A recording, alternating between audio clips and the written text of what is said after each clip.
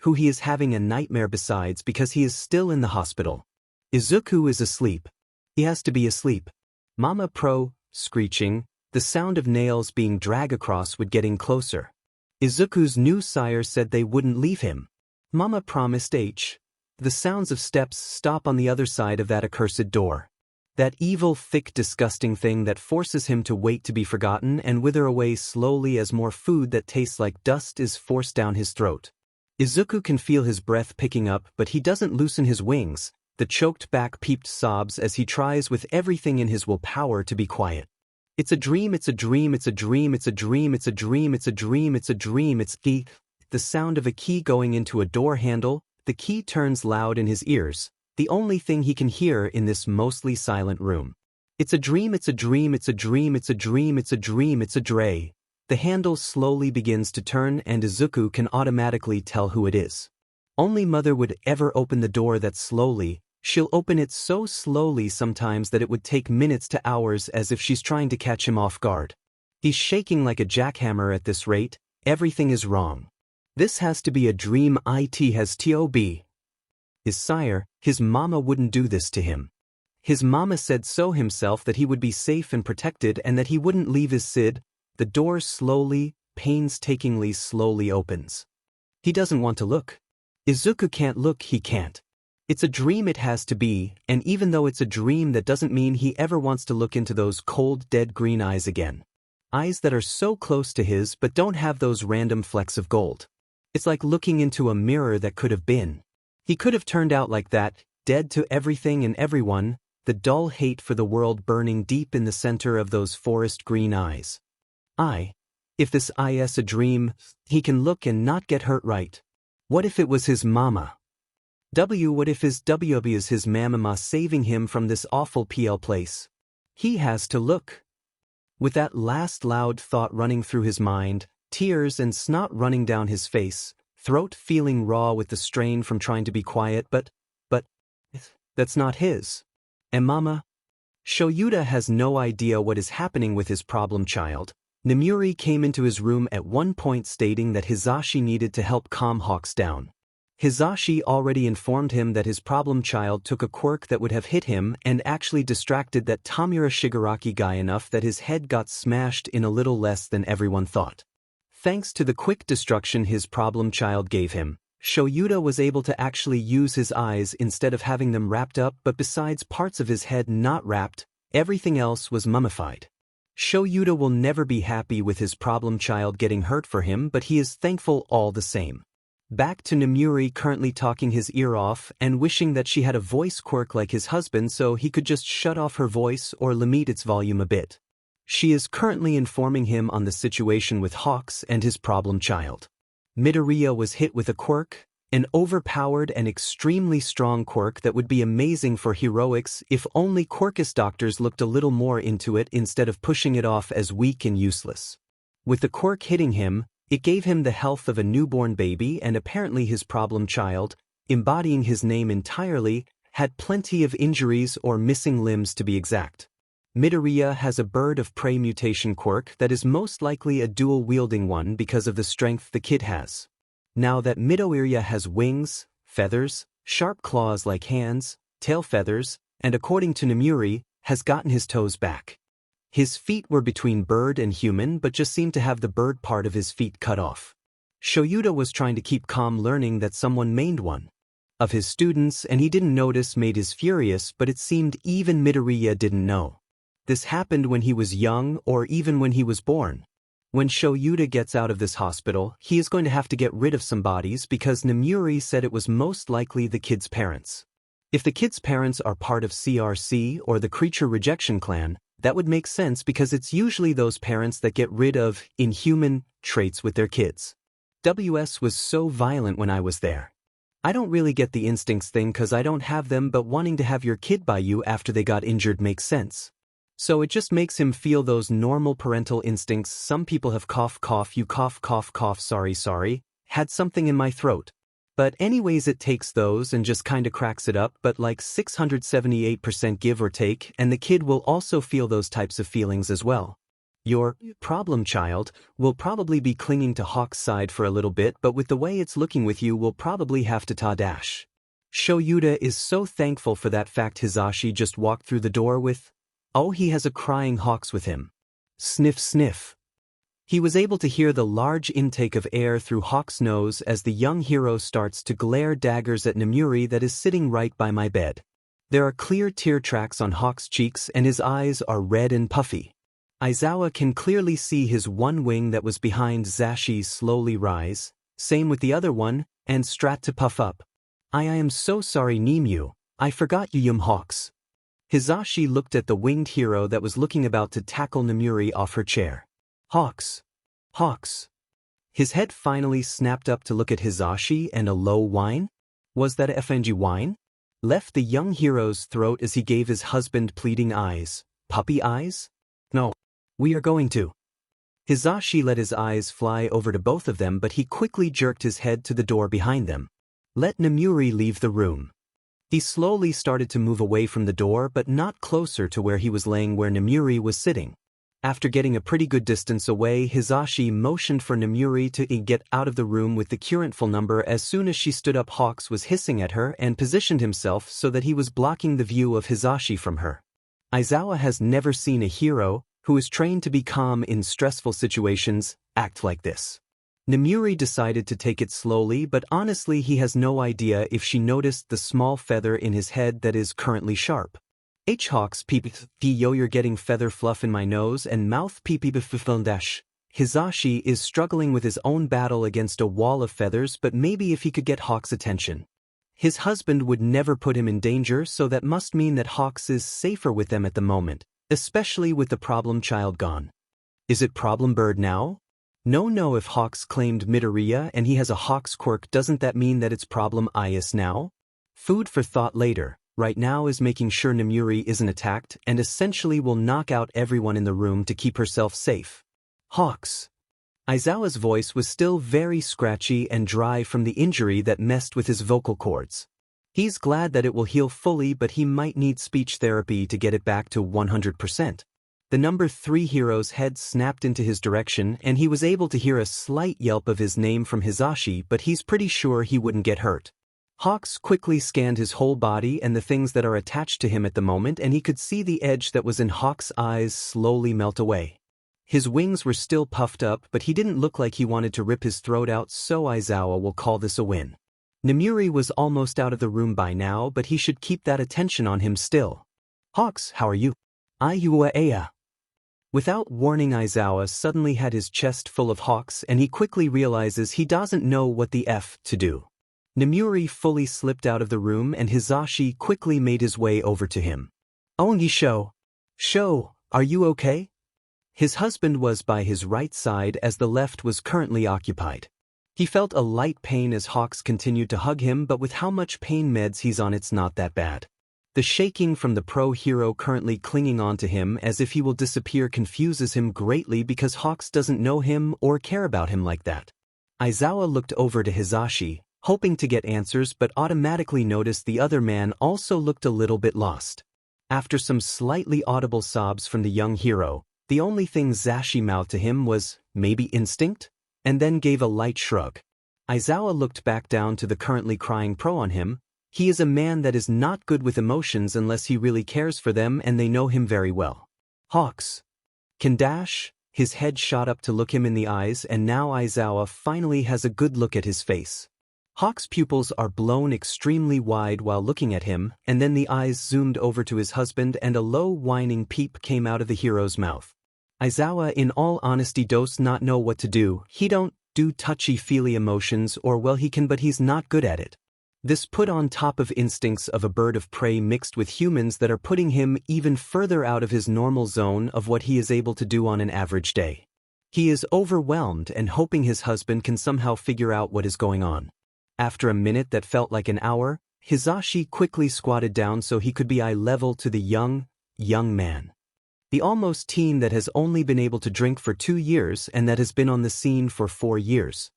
A young kid that was let to be a top hero and saw too much from a young age, and also that is not putting into the fact that no one knew who Hawks was. No one knows who Hawk is, he just appeared one day and is following HPSC's orders like a loyal dog. It's hard to get the fact that Hawks has most likely lived all his life in the HPSC and needs more emotional connections into his head. Hey hey hey hey. Hizashi slowly telegraphed his movements as he put his hand on Hawk's head. It's okay. Shoyuta is a little banged up right now, but it's okay. He'll be all right as rain as soon as he can get his second dose of healing from Recovery Girl.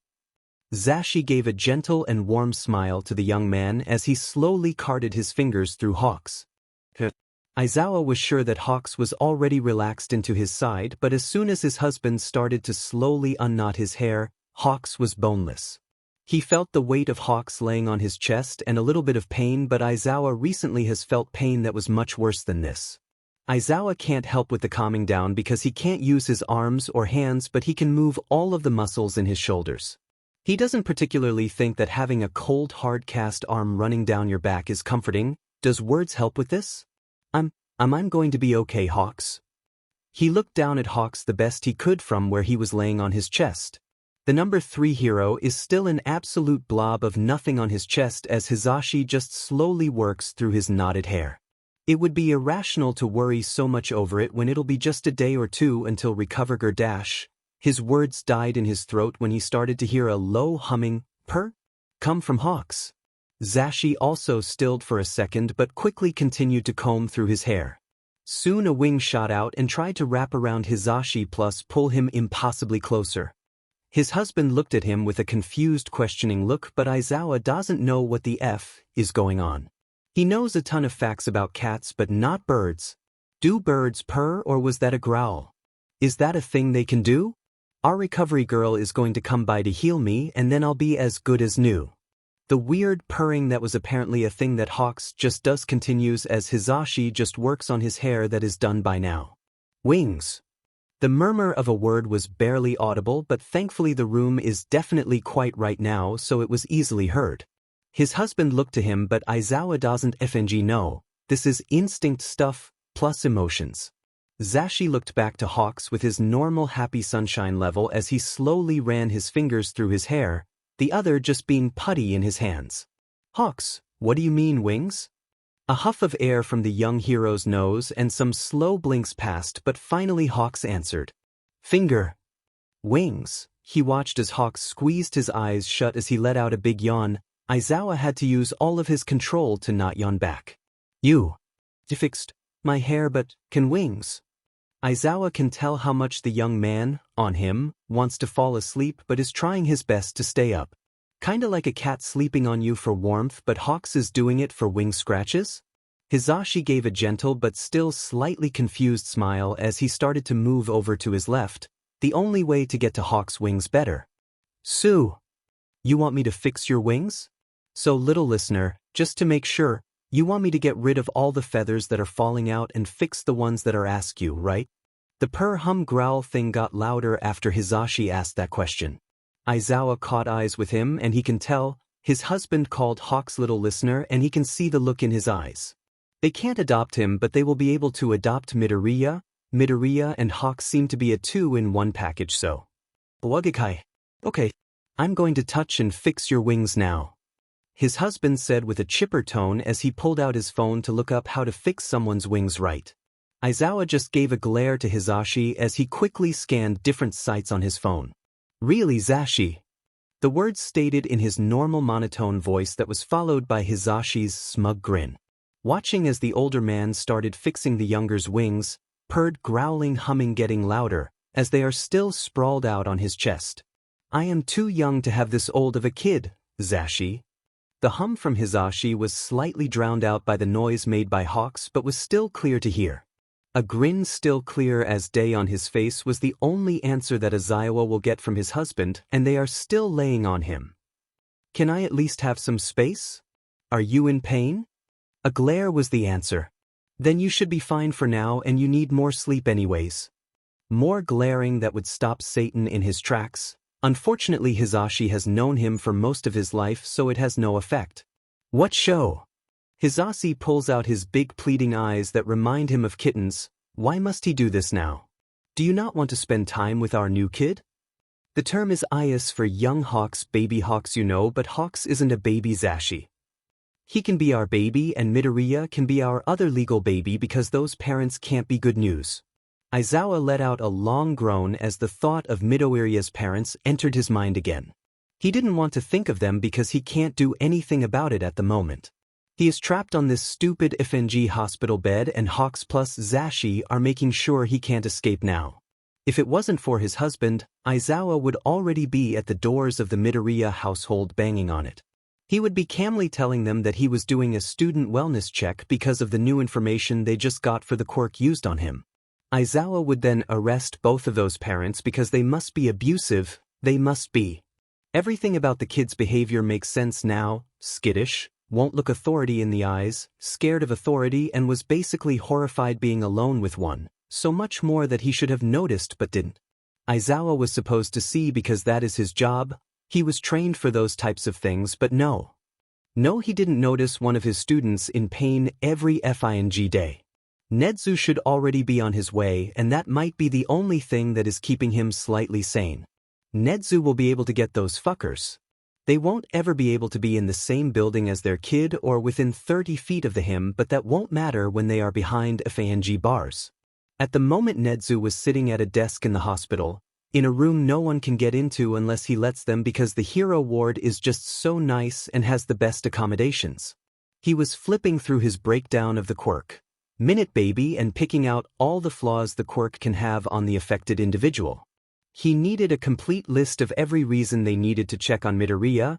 Being able to do a home visit is easy for a hero, but if it's only on a gut feeling and they are hiding things, they can try to sue and that would prolong the time Midoriya has to spend with those two monsters. Nedzu has come to realize that is what those two are by the footage that he also combed through and saw how they reacted to those with mutation quirks.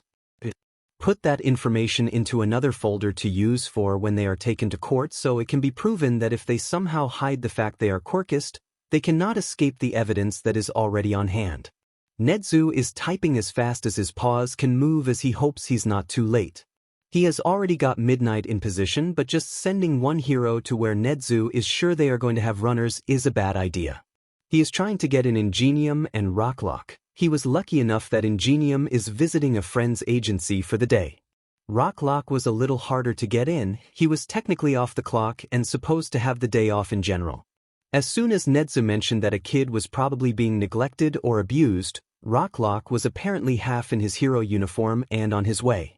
Nedzu has been keeping track of the time since Midoriya Izuku left the hero ward. It has been exactly 6 hours and 28 minutes since their car left the parking lot. He would have liked to leave sooner, but again Nedzu had to quickly gather information from multiple places and also wait for the heroes needed on the arrest. He has plenty of information, heroes are now in place and the police are going to wait near the Midoriya house. Nedzu closes everything and hops out of the tall chair. He rushes his way to the door and out of the hospital to the cop car that will be taking him there. He makes sure he has everything in order, a student that will most likely be put under UA watch, the teacher or teachers in this case that are going to watch him, and even papers to give Hawks a key card for UA and a place for him to stay on campus if need be. Nedzu was getting messages from Midnight asking if Yamada was going to be on this as well, but he is working on keeping Hawks calm and happy, also making sure the man with 2 broken arms and 2 shattered knees stays in bed. It was close to time, the sky was getting darker as it was 9:02 p.m., 21:02. It has been a long time and Nedzu doesn't know if these individuals would wait to hurt his student or hurt his student when he was asleep. How far are we from our destination, please and thank you. About 7 minutes away by now. It's okay, we'll get the kid out of there sir and then you can drag the parents through a legal bloodbath. The officer that he just so happens to not know the name, stated with a bright smile as he continued to drive to the house. Nedzu hopes that they get there at least before too much damage is done. Midnight was walking over to the door of the 3-story house, a rarity in Japan really because it's mostly in an American style. This was the house with that kid that was most likely being abused for their quirk. It made Ken Takagi, hero name Rocklock, sick to his DMN stomach. He and the love of his life have been trying for a kid for a bit now. He personally doesn't care if they have one or not, but Aina really wanted to have some. With her parents unable to have many children and even with her birth it was apparently a miracle. She never had any siblings and she hopes that one day they can have 5 kids. Why 5, you ask? He has no FING clue, but it'll make his wife happy and he can provide and protect all of them, so he sees no problem in it. Ken and Ingenium are going to be positioned at different points outside the house. He's placed at the back so he can freeze them if they run or freeze their clothes. Also he's mostly underground so he knows how to fight quickly. Ingenium is waiting toward the right side of the house, kinda in the middle, and waiting to see if anyone runs away without them noticing. He's the fastest so they wouldn't be able to get away even if they tried, and they know none of the people inside have a speed quirk. The cops are right down the road, just out of sight, so the Midoriyas don't think too much of it, but when needed they can be over in seconds.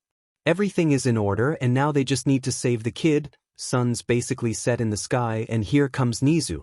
The one who got all of this together, makes sense with how he was treated before he became a hero. That man never tolerated any type of abuse. Last he heard of the worst incident was when he bit someone that traumatized his last personal student. That was years and years ago though, but it's one of the most well-known rumors about him, calling him a wild animal that should be put in a cage. Honestly, if Ken learns who started that rumor he might deck the guy for him. No one or animal should be treated like that. As soon as Nizu reaches the door, Ken thinks because he hears a knock, means they must be starting now. It's loud in this quiet neighborhood, with this big backyard and sparse houses so that everyone has space. It feels like it's their own little world. No one would notice the abuse from this distance, and with money people will turn the other way. Ken hears someone walk through the house, but it's only one set of steps, not 2. Whoever is opening the door might be the stronger of the 2, or the other is busy with something.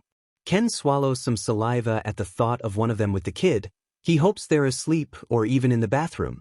He can hear some voices talking at the front of the house, but it's too far away to hear exactly what is being said.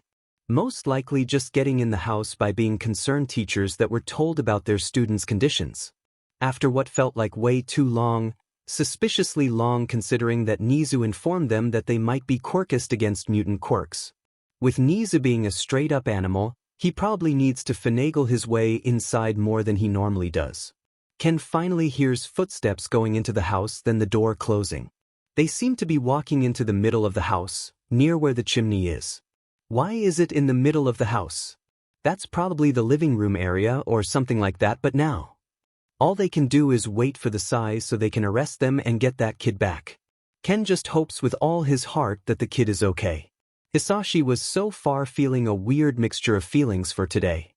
His son was in an attack and somehow got back his abomination called a quirk. They did so much to make sure it was gone too. These feathers and every little disgusting inhuman feature Izuku had are back, and they seem stronger than ever. His scratchy but dishevelling-looking soft hair has feathers now too. He even has some tiny tail feathers growing in, a few feathers by his eyes. His nails are long and sharp like talons. His hairline has row after row of feathers. His feet. Oh gods, his feet are back to normal and so revolting.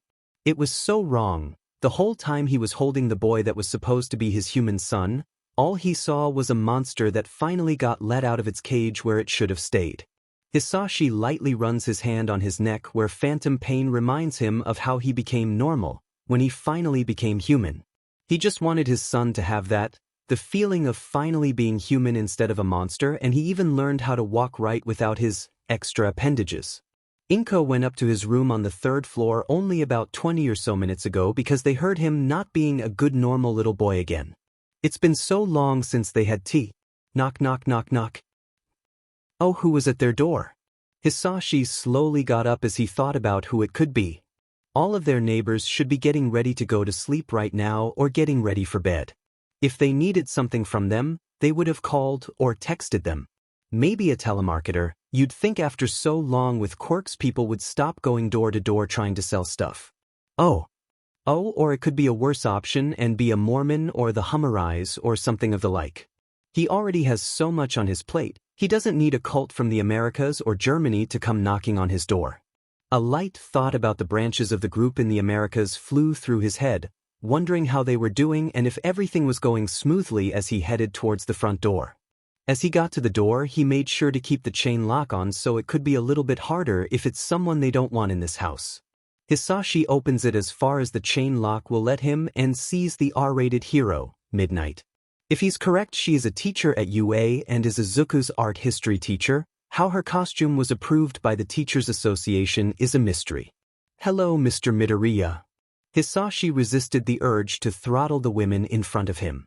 He was a married man and she knew this. She acts this way to everyone, but civilians shouldn't be treated like this.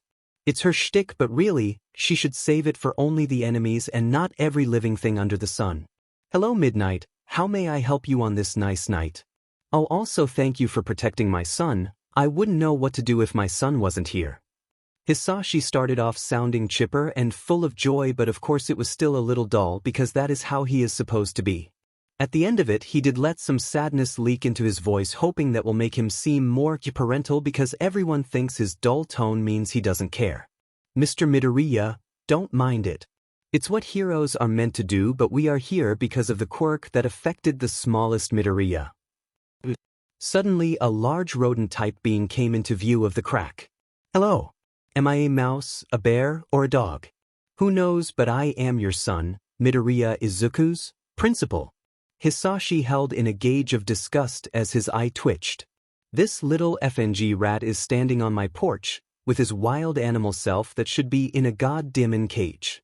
The animal that shouldn't even be given human rights is smiling at him. A shiver of rage ran through his mind at the blatant fake human emotion the rat is trying to copy on its face. Hello, sir. Hisashi is glad that he is basically always dull and toneless. It helps hide his disdain very well. Also, this is the principal of that school, meaning he is the reason the security is sheet. He is allowed to be a little openly mad of this stupid FANG wild animal. It was the reason that his son was made into that monster again. They need to start fixing him all over again. We both came here so we can conduct a wellness check and give you more information on the quirk that hit young Midoriya. The stupid animal said in a fake human tone of happiness. Everything about this failed experiment reeks of fake and disgusting inhuman designs. May we both come in so we can better inform you of what might be happening to your son. This is also for his health and safety. Hisashi had to let it in. He couldn't refuse because that would be too obvious. He needed to let this thing into his home, his safe haven. Of course, come inside and tell me everything you know so I can make sure my son's health is stable. He let slight joy slip into his voice even if it wasn't real. He needed appearances after all. Hisashi closed the door and was tempted to lock it, but quickly unlocked it fully and opened it up for the hero and animal. He led them to the living room, passing by all the photos on the wall and some hero merch that couldn't fit into Izuku's sleeping room. Inko, my wife, was making food but took a quick break. I think she's in the bathroom at the moment or is checking if Izuku has woken up yet. The hero and things sit on the couch. He's getting a new couch when he can. Hisahis sits in his favorite armchair closest to the fireplace. We were both very worried when he wouldn't wake up, let alone the wing things on his back, the feathers and oh god his feet. Our little Izuku had so many birth problems that he lost his toes when he was a baby. He puts a hand on his head and massages it a bit, thinking of all they will have to get rid of once again, was giving him a slight headache. It was shocking and somewhat off-putting to see our little boy looking so different, and we are hoping the effects of the quirk won't last so long because neither of us know how to take care of someone with a bird mutation.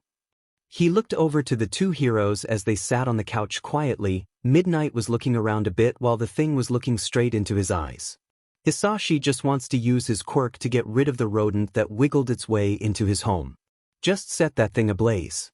Of course, Mr. Midoriya. I understand wanting to know all of what could go wrong, and this must put you far out of your comfort zone. I will personally give you every bit of information I have gathered of this quirk and all the effects that it might have on young Midoriya. The rat said in a disgusting imitation of joy, as it pulled out a giant notebook that seemed to be completely filled to the brim with writing and sticky notes. Let's get started, shall we? This little, annoying, revolting, inhuman will. After Mr. Midoriya let both Nezu and her inside him home, Kayama noticed something. Everything seemed perfect. The walls were covered in family photos, There was no dust on anything they passed the further they went. Into the house, she couldn't see any stains anywhere even though in the file it says the Midoriyas haven't moved since before Izuku was born. Now that she's actually looking closer, it looks like no child has lived here at all, let alone people. It looks too clean and spotless, no signs of life besides everything being cleaned, and once they entered the living room the couches and chairs looked to be sat in but not much. Do the parents leave for long amounts of time? Did they just leave their child in his room while they were away or something else? Kiyama continues to look around as Netsu starts to talk with Mr. Midoriya. She doesn't care that it's obvious that she's looking around. She is seeing photos of all the Midoriyas together, but their faces don't seem right. Their smiles don't reach their eyes in a lot of them, but Izuku is clearly happy in all of them, besides some. Some he has bandages on in the photo, in others he seems to have scrapes or bruises on his limbs. The bookshelf that's nearby has some knickknacks on it. They feel faker than the smiles in the pictures around the house. Kiyama lets her eyes drift over to the fireplace that is closest to Mr. Midoriya's seat. It seems to still be used by the family, which is rare. She knows this house has normal heating, but maybe they just like to use it? She looks a little bit further into the fireplace and sees something that looks kinda like metal all the way on the back wall of the fireplace. What is... Excuse me, Midnight, but what are you looking at? Kiyama shoots her head up to be faced with a straight-faced Midoriya. Another thing that was weird was the blank expression 24. She waves it off with an easy smile. After doing these types of things all her life, she can actually act any emotion she needs to on the spot, and it's very helpful on the field. Sorry, I thought I saw something in it is all. Must be the trick of the eye. Midoriya gives a small hum and nods her way as he puts all his focus back on Netsu. That was another really weird thing with his guy's behavior. He has all his attention on Netsu. It's unnerving to see how much he is focused on him. Every movement he makes is carefully watched and slightly reacted to. Now that Kiyama thinks about it, it's like he's watching and waiting for Netsu to lash out of something, waiting for him to do something, but she doesn't know what. Kiyama sits there a little longer through the conversation until she gets a quick side-eye look from Netsu, a quiet message to look around. An easy thing to do by asking to use the bathroom. She's really glad Sho drilled in sneaking skill for all his close friends, or else this would be harder in heels. I'm so sorry, Mr. Midoriya, but can you let me know where your bathroom is? She says the last bit as a whisper, so it seems like she didn't want that part to be heard, to make it look normal and embarrassed by something simple. Look more human, Kiyama, look more human and less like a hero on guard. Midoriya looked at her for a little bit as if to assess if she was telling the truth. That's okay, Midnight, every normal person has a bladder, so there is no need to be embarrassed by it. There is one down the hall by the stairs, but if that one is too small there is another one on the second floor. That one might be preoccupied by my wife at the moment though. She likes that one better than the one on this floor of the house. Midoriya pointed to the hall to his left as he explained where Midoriya Inko should be. She'll be the judge of that. Kiyama gave a big smile and thanked the man as she quickly shuffled out of the living room, making it look like you were having trouble holding it in. Kiyama, you got this. She scuttled off to where he said the bathroom was, but she took her sweet old time. Kiyama looked around and saw that everything was still so spotless. She finally found a good way to describe it. It's like they just bought the house, like it hasn't been used or lived in yet, and it set her on edge so much. She doesn't know how many times she has to think of this, but Izuku Midoriya grew up in this house, this 3-story house that looks like it hasn't been touched yet. She sees all the photos that look so fake it hurts, the straight and tense postures in all of them, the smile that never reached either of the parents' eyes, the time where Kiyama can see a little bit of a bandage wrap peeking out of his clothes. There are so many red flags at this point that they are bright flashing neon lights that burn her retinas. Kiyama finally gets to the bathroom she was supposed to use, but she's not going to. Taking a quick look into the kitchen ends up with her a bit confused. All the food seems to be done. Everything is one low heat just to keep it warm, and that's all. If the food has been done, then why didn't they eat yet? Was it just that she got done then took a leak, or was it she got done and went to get Izuku? Where is that woman right now? Kiyama quickly but quietly made her way back to the stairs and started to go up them. She wants to be as quiet as she can so that if she finds the other Midoriya doing something unsavory, she can catch them off guard. She was lucky the stairs weren't as squeaky as they could have been, but looking farther up them to where the third floor would be, they start to look older and less cared for. She quickly takes a look around to see a master bedroom, a bathroom, a small study/office, and a kid's bedroom.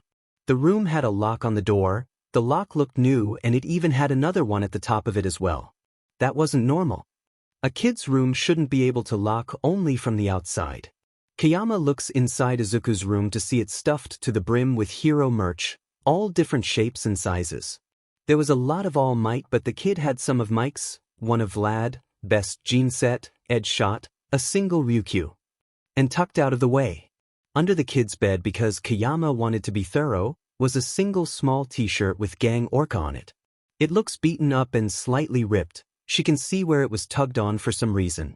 The shirt looks like it has been through a war, but you can still clearly tell it was Gang Orca on it, also the fact it was cared for. Why was it only this one that seemed destroyed? Izuku liked all types of heroes and would never get something only to try and rip it to shreds. Poor kid must have tried so hard to protect this one. After she lifted up the bed, Kayama was also shocked to see another stash of a little bit of Hawk's merch. Shirt, a toddler-sized hoodie, a little worn-out plush and single keychain. Why is Izuku hiding this stuff? It seems like the kid was using the Gang Orca merch to distract from the Hawk's merch that was hidden right above this one. As soon as whoever was looking for this stuff would get too preoccupied by the Orca shirt to look further. Did the kid's parents do that to Hai? Kayama, as discreetly and quietly as possible, drops the mattress onto the bed frame and hopes it wasn't that loud. She's out of the kid's room in seconds, knowing for a fact that her heels are making a lot of noise, but that doesn't matter. Nothing matter besides the silent, oh so quiet shriek, a bird shriek. You hear when they are in pain or scared? It was Izuku's. It was clear as day that the muffled human mixed bird shriek was from Izuku. That sound came from above, on the third floor away from everything else, so far from the living room that if you didn't have super hearing it wouldn't have been heard hell. Kayama barely heard it, and she could tell it was right above her. She made it to the stairs and only now realized how weird this entire house is built. Why was the kid's room so far from the stairs and it had no windows, and why was the first room, the closest to the stairs, the parents' room? Kayama is putting one foot after the other as safe as she can because missing a step in heels will be a nightmare, but before she can get halfway up them, she stops. At the top of the flight is Inko Midoriya, standing in all her glory looking a little frazzled. "Oh hello," the woman says in a fake cherry voice that was dipped in lead paint. "Hisashi didn't tell me we were having guests and your Mississippi midnight." Inko sets on a smile that isn't even close to reaching her eyes, and it sends chills down Kayama's spine. That smile was disturbingly close to the smile her aunt always wore. "My little baby just loves your work." Inko takes one step down to get closer to her, but Kayama takes a cautious setback. Fighting on steps in heels are a nightmare. It's fing doable if you sold your soul to Satan, Nedzu, so he can teach you how to do it right and make a whole fing course track set around fighting in heels. He just loves how you saved so many people from SXL abuse or assault and helped those in hiding because they were too embarrassed to come forth about their assault because it came from a family member. The last line of words sends a cold bucket of ice down Kayama's spine. Not many knew, but you could say her aunt wasn't a human in her eyes anymore. Nor family, but she would never want to say that woman's name even in her head ever again. Not after all the time she screamed it out, begging for it to stop.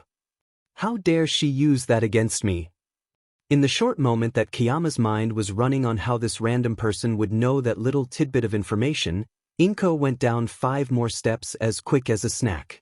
"Oh, I know that look, I'm so sorry. Sometimes my mouth just flies off and I say some things I shouldn't have. Did I bring back some bad memories?" Kayama gulps down on the sleeve that she wants to spit at this in front of her. Inko's sickeningly sweet voice was just like hers as well, and it just made everything in her body scream at her to run away before she gets chained up in the awful BDSM play again and again and again and again. She's too close, too close. "Oh sweetheart, you look so pale. Would you like to come back downstairs with me?" No, not down there again. She's been a good girl. She promised. Kayama. Kayama took a big breath of air as she went back down a few steps. almost missing some and falling down. She looks down to where the first floor would be to see Nedzu standing there with his fur bristled. Her boss looks so mad. Wait, it's a bit blurry. Is she crying? Nedzu was having a great time. He was able to get into the Midoriya household with little work, well, less work than he thought he would need to do. He took stock of all the forced family photos that are hung on every wall, shown off like a prize for how much they can make their own child look uncomfortable with just a quick look. Nedzu was able to even talk with Midoriya Hisashi for a very long time, as of right now. He was going over every little bitty tiny detail that could affect young Izuku, even if some things would barely do anything besides give him a runny nose or even repeats. Midnight, one of his family members, pack employees, went off to go scope out the house and look for both Inko and Izuku Midoriya. He was too busy being a distraction and he knew he could let Midnight handle this. Nedzu believed in her ability just like he believed in his own analysis skills. This should be easy. This should have been easy. It became clear after Nedzu was able to hear, barely a whisper, of a yell of pain. That sound was coming from the top of the house, the farthest room on the highest level, and the person was either trying to be quiet or they were being forced to not speak. As soon as the sound that Nedzu almost didn't notice was made, a loud thump was heard on the floor above this one. What the dash? Hisashi looked up at the ceiling, but Nedzu reacted quickly, slamming the book close as the loud clacking of heels were heard from above. Well, Mr. Midoriya, it seems my employee found something distasteful while they were on the second floor using the bathroom.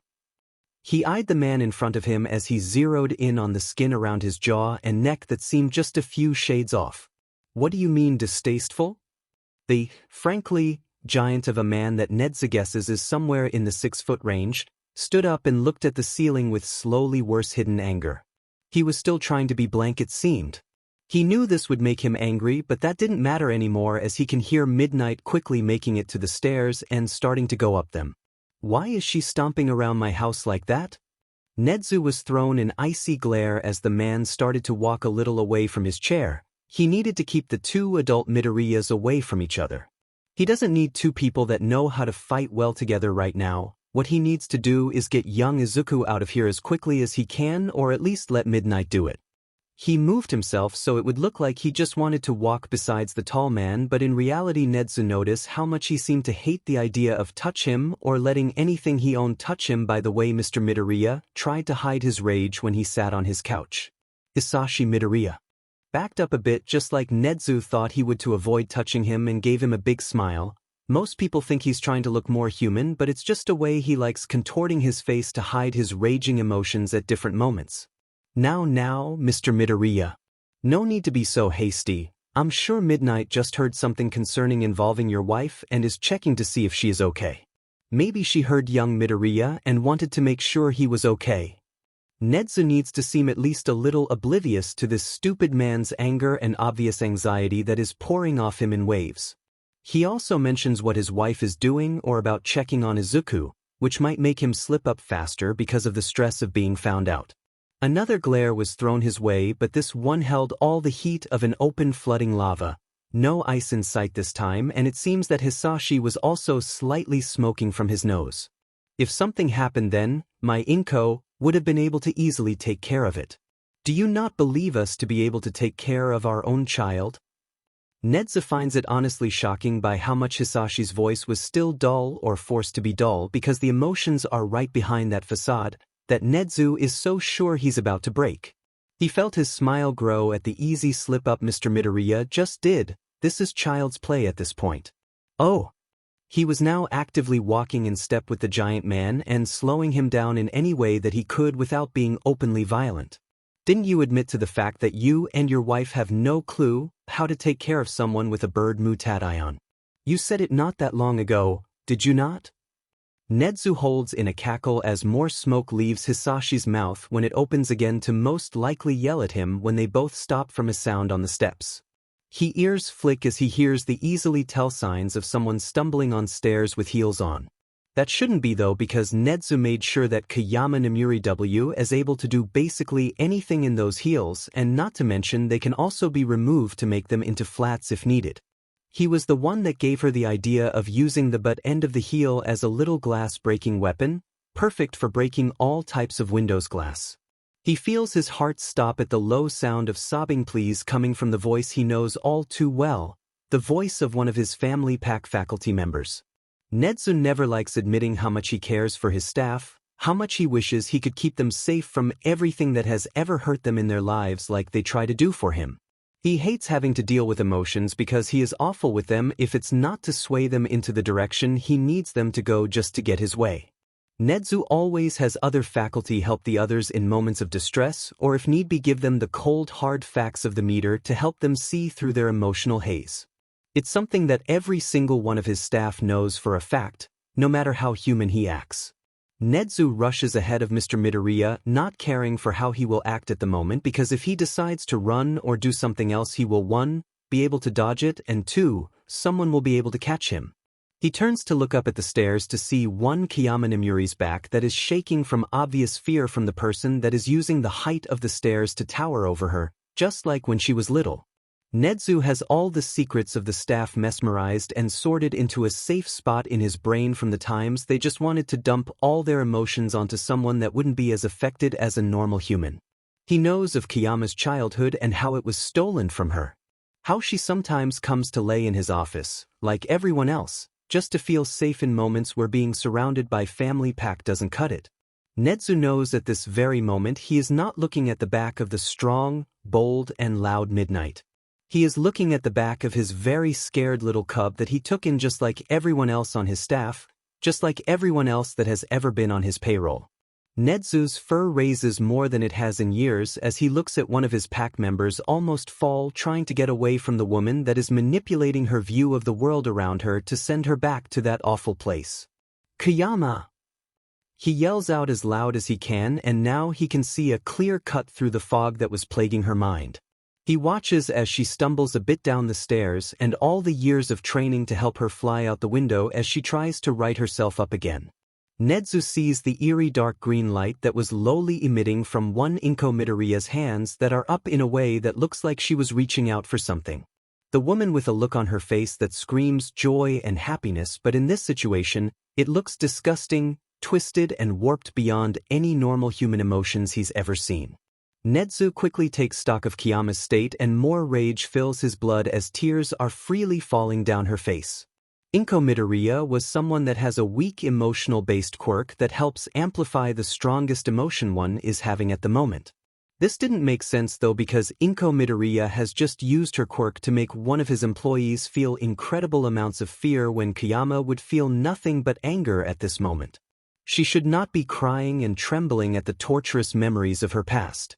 The woman seems to have gained some control over her disgusting emotions as her face falls a bit more relaxed into fake joy instead of what she had a moment ago. Oh! Onetsu is also here. That is just... Nedzu can see the struggle on her face as she tries to look normal and not full of rage at seeing him. Both of these people just seem to despise his presence. That is just great. Kiyama starts to go down the stairs more to get away from the one that could apparently easily trigger her flashbacks, and he swiftly pushes the button in his vest that will inform the police to come in, not the one for the heroes outside. They should already be dealing with Hisashi. The other pros need to make sure Hisashi doesn't run, but they will help when they can. Nedzu climbs the stairs and passes Kiyama so that she can deal with Hisashi if he is still there. She could easily just fill the first floor with so much sleeping gas that it could take hours to air out. Hello Midoriya Inko. It seems for some strange reason, you used your quirk on one of my staff and a pro hero. You also seem to just continue to make more and more idiotic mistakes. He lets the words hiss out as he sneers at her, teeth fully on display. Inko looks to be still trying to come off as a nice and overly happy mother, but it's quickly falling with him in front of her. Well, that woman was threatening my precious baby boy. Do you expect me to just stand by and let a supposed hero do that? Inko looked at him with barely hidden crazed light in her eyes as she stepped down one step. I'm trying to protect my one and only baby boy and you both seem to just want the worst for him. Nedzu watched on as this, possibly manipulated, woman tries to apparently protect her young and doing a shit job at it. If she's been manipulated and maybe if he can reason with her. Ma'am, How are you protecting your son right now so I don't get in your way? We only want what's best for young Midoriya. He needs to get to young Izuku, but if he can get out of a situation without hurting someone, that is the best option. Nezu can only smell a little bit of fresh blood, what one would have from a paper cut or a little bit more like a scrape. What he said somehow caught the attention of Inko, and she looked back to the room behind her real quick. He's gotten wings because of that quirk, he's gotten feathers because of that quirk. That's not how he normally is, and it will hurt him in the long run. Inko Midoriya said matter-of-factly, like it was common knowledge such as the sky is blue or the sun makes light. This honestly put Nezu off a little. What does she mean, this will only hurt him in the long run? That doesn't make sense. Yes, there are hate groups and hate crimes, but it is being regulated the best it can with how the HPSC is running things right now, a sheet way of running things too. What really needs to happen is a reform or a teardown, but no one wants to admit that out loud besides some small groups. I need to make sure my baby won't be hurt by all those feathers and talons and wings and Inko Midoriya took a gulp as she stared him down, but he thinks he understands her line of thinking now. Everything she is saying. Every point made. He can see it clearly by all the things she pointed out. Nezu's fur stands on end. It was a lost cause from the start to try and talk to her. You only pointed out all of his mutations, Inko Midoriya. You are being incredibly quirkiest and severely discriminative toward mutations in general. Nezu walked up one step as he continued. Your son was affected by a quirk that has given him a bird of prey mutation. Yes, that is true. He sends her a hard glare as he goes up some more steps, her face trying desperately to stay neutral when it wants to set into a scowl. That was not all that I found when looking into the quirk, and I think you know exactly where I am going with this. Nezu suddenly felt a spike of fear, but he now understands how Inko Midoriya's quirk truly works, and it won't work on him, not right now. He feels no fear, fright, or any type of negative emotion that would hurt him besides his anger. I've looked at all of Izuku's medical records, every single one of them.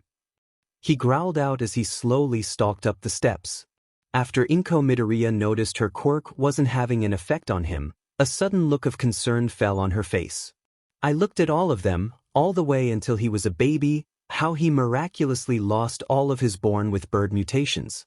How it seemed to just skip 5 years until it was time to diagnose his quirk. He was slowly making his way up the steps as Inko finally got to the 3rd floor flat.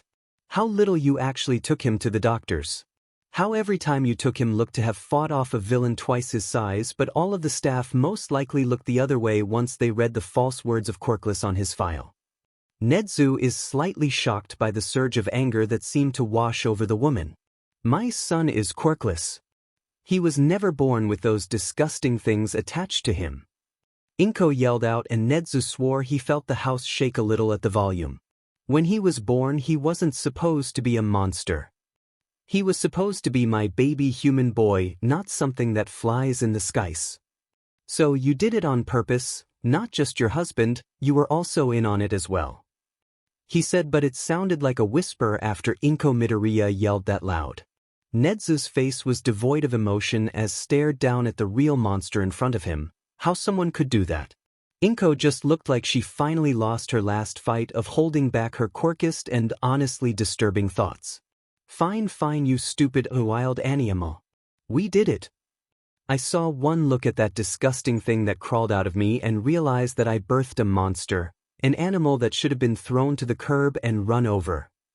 I was all for killing that thing that came out of me, but my darling husband, a man that was able to remove and leave behind his monstrous form, told me we could fix him like he fixed himself. My baby could be human with just a little bit of work, and I would only have to see my baby struggle with walking without those awful tail feathers and inhuman feet, if you could even call them that.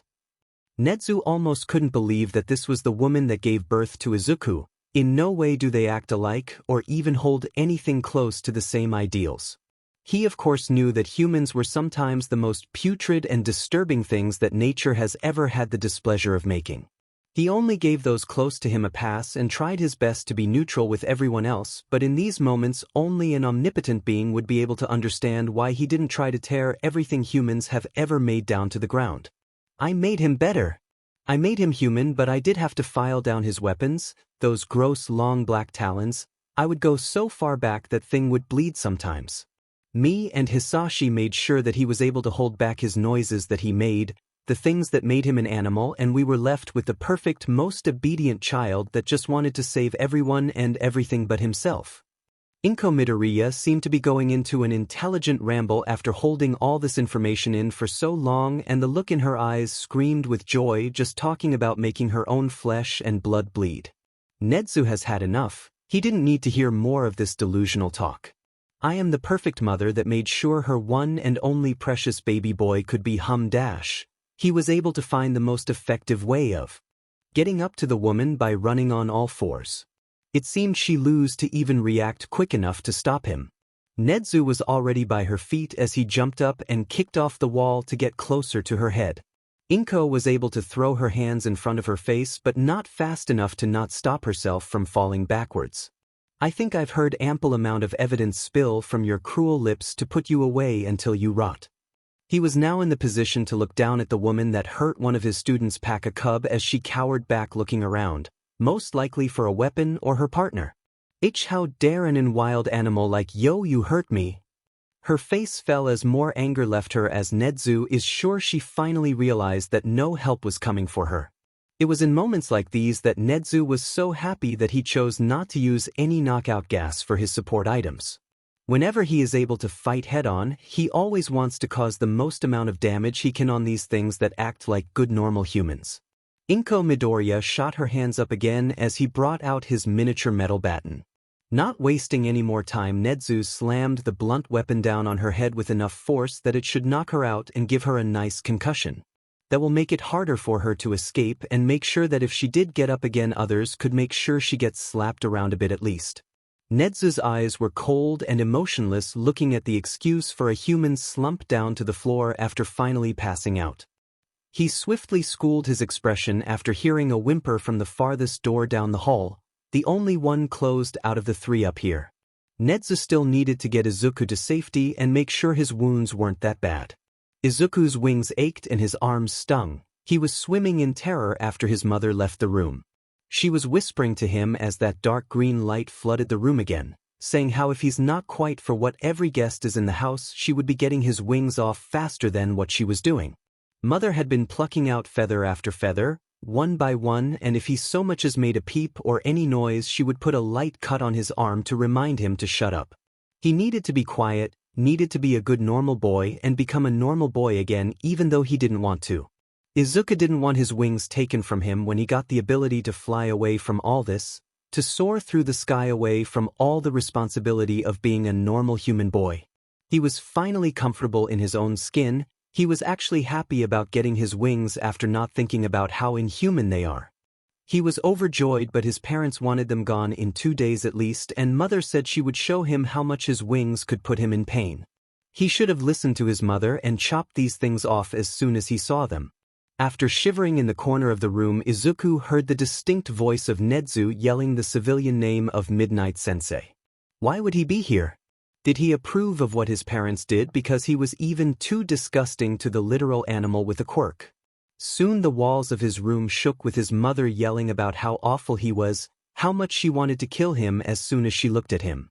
How it had been the saving grace of his father that let him live because he used to be a monster too. Izuku knew that his mother and father looked at him like scum any time he slipped up, as if he should have been shoved into a cage and shipped off to a pound. His father was always a little more relaxed about those things for him, but his mother has always punished how he acted, and after she told him it was their decision to get rid of the abomination that laid on his back. Tears pricked his eyes as the noise got too much for his sensitive hearing. He remembers how his hearing used to be when he was young but slowly got worse after mother screeched in his ears every day.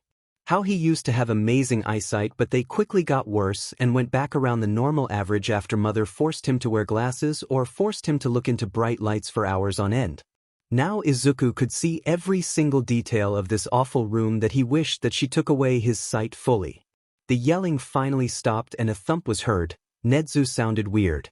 This voice while talking to his mother through the door was full of growls, so much so that it was hard to distinguish what he was saying.